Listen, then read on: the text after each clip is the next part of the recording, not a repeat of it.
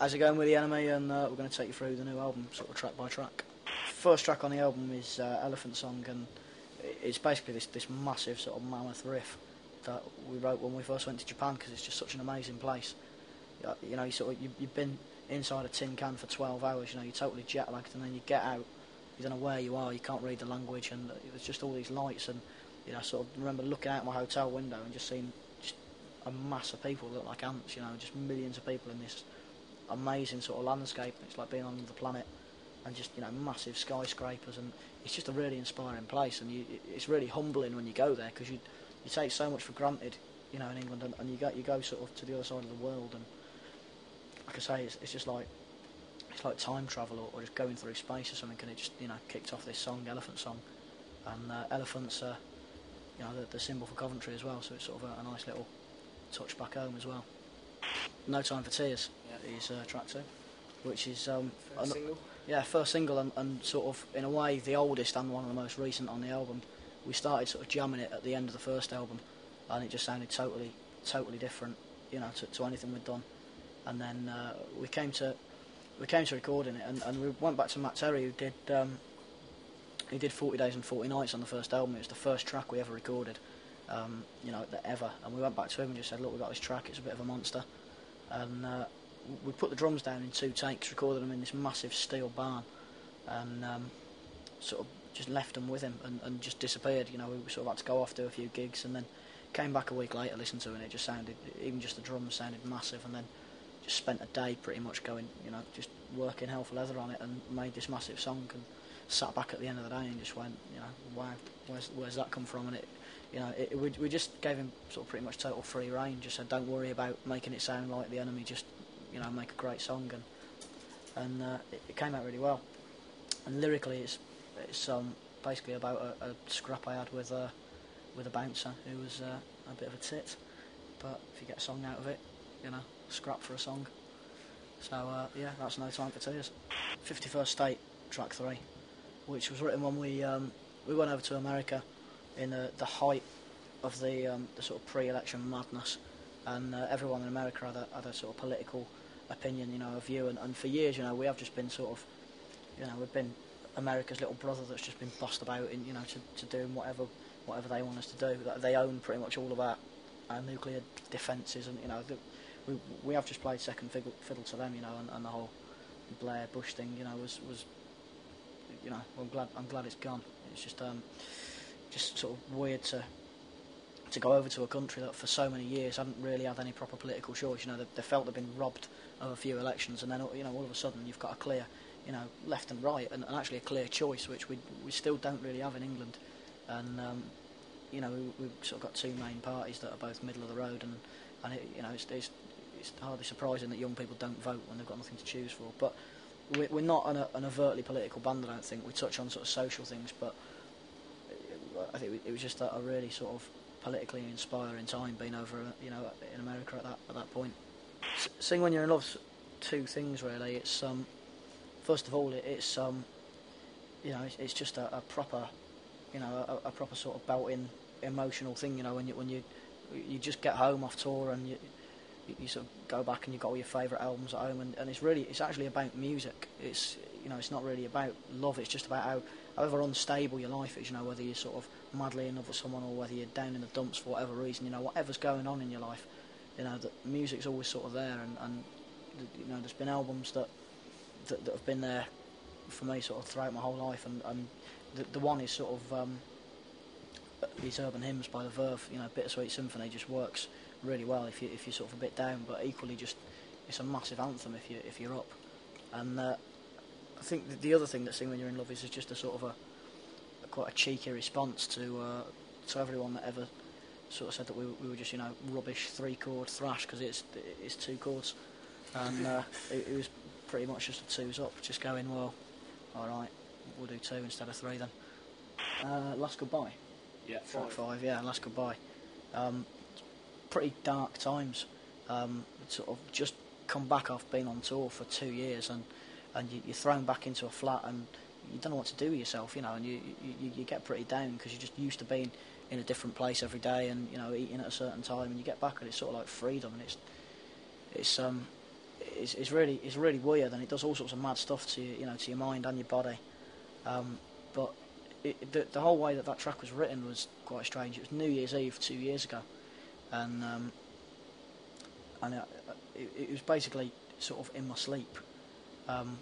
Just sort of was having this vivid dream that I was doing a live radio session in this weird like white room like the Matrix, and that I was playing this tune, and then I woke up sort of halfway through it and just went, got to remember that tune, and sort of went and grabbed the guitar and played it, and it sounded really good, but the lyrics and everything were sort of there, and I was just singing them in the dream, and it's the weirdest way I've ever written a song, but it's a good track. What did you do before you went to bed to make that happen? Don't know.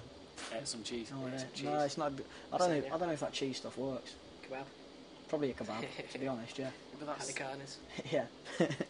Nation of Checkout Girls was inspired by a bit of a Jeremy Paxman book that I was reading, which is sort of about the changing face of Britain, and I think that people often, sort of get this band wrong, and think that we're just whinging about, a bygone era of an era of sort of, industrial sort of revolution and all of that, and we're not. It's, just the last album we just saw a lot of mates lose their jobs, from sort of diminishing industry in the UK, where stuff's been outsourced, and that's sort of why we got there. But Nation of Checkout Girls is sort of about the changing face of England, and how we used to be. England across Europe used to be described as the boutique nation. You'd walk down a high street, you'd have different shops that you'd have 3 different independent bootmakers, and everything was boutique, and it was independent. And now we've just got massive chain stores everywhere you go. Every town, every high street looks the same. You can locate a H&M by where the nearest O2 shop is. It's just every high street looks exactly the same, and it's sort of just about that, and about the way that the UK's sort of changed in sort of globalisation. Yeah, Be Somebody. It's probably one of the most positive tracks on the album, actually. It's sort of it's 2 things. First of all, it's the sequel to XTC's Making Plans for Nigel. In a way, it's sort of where he would be now. But I think more importantly than that, it's actually just about how you don't need to have money to have a good time and to have fun. And we have an amazing time on tour, but we had. I think that the first album, it sounds like we're from this shithole place where nothing good ever happens. We had some amazing nights, and you can do it on absolutely nothing, and well, I don't need to tell anyone. Everyone knows, you can go out and have a laugh with your mates without a penny to your name, and it's normally the best way, to be honest. Track 8, Don't Break the Red Tape, was inspired after supporting the Sex Pistols at Isle of Wight, and watching the security people, the crowd control, who were just totally overzealous, totally just jobsworths, and you're at a Sex Pistols gig, and there's people telling you. I mean, they were genuinely telling people not to sing. I saw one lad. He was out of his mind. He was steaming, but the woman kept going up to him, telling him not to sing. It's like, well, and we were singing as well. Some old geezer behind us, who's old enough that he was there, in the whole punk movement, and sort of telling people to shush, and it's like, how can you be that age and have missed the point of punk and Sex Pistols, and and just the whole sort of rights of freedom of expression, and to do what the hell you want, really, and actually what you want to do is sing along to a band whose tunes you love, and it was just totally ridiculous. And we have become a health and safety mad nation.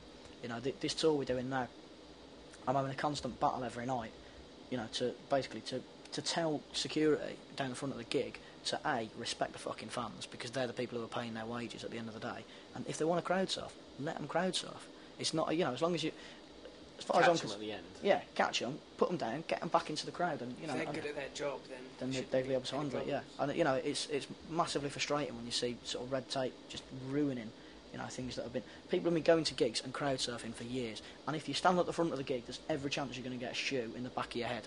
But you know that when you decide to stand at the front, and I don't like being down the front of gigs. I prefer being sort of nearer the middle. But I think you know what you're going to get, and it's just totally ridiculous. People are ruining gigs, and it's just the corporatisation of an industry that should never be corporate. And I don't know, if you're watching it and you come into our gig, then just fucking remember there's about 3,000 of you lot and about 8 security guards. You're in control, not them. Whatever you think.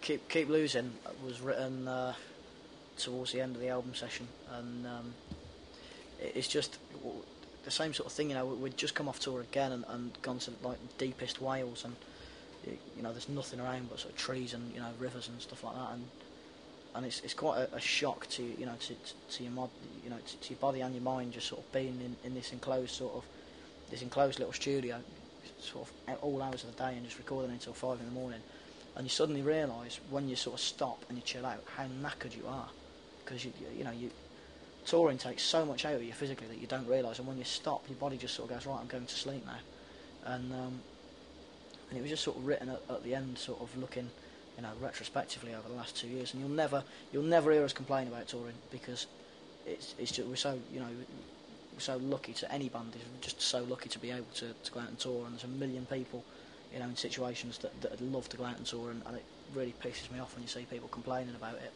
but it does knock you out, and you know, you get to the end, and you know, your body just shuts down, and that's pretty much, you know, where I think Keep Losing came from, was just, you know, in the sort of the exit wounds of a tour, basically. Silver Spoon. That was the last track that we wrote for the album, and we wrote it in London, in Wilston, where we were recording, and it was a bit of a sort of a latecomer and a bit of a surprise, but it's basically just about how, you know, wherever you're from and whatever you do, you know, you can achieve whatever you want, and you know, you do need to catch a break, but if you keep trying at it, you know, that will happen, and it's essentially sort of saying, you know, there's so many people in the charts nowadays that have manufactured, that have come off Pop Idol or X Factor, or, you know, that have been to Brit School or whatever it is, and you know, it's sort of it's sort of like an easy passage in. Like, if you've got money, then you can get in, and that's just, you know, it's just wrong, and it's really sort of going, look, you can actually just be three shit lads from a sort of a town in the middle of the Midlands, you know, and do it. Speak for yourself, sir. No, joke. Oi, put them 5 dimples away, right? Put them 5 dimples away, unless you've got something to say. Call me a shit lad. Yeah, but it's essentially sort of going, look, anyone can do it, and you know, you can, and here we are doing it.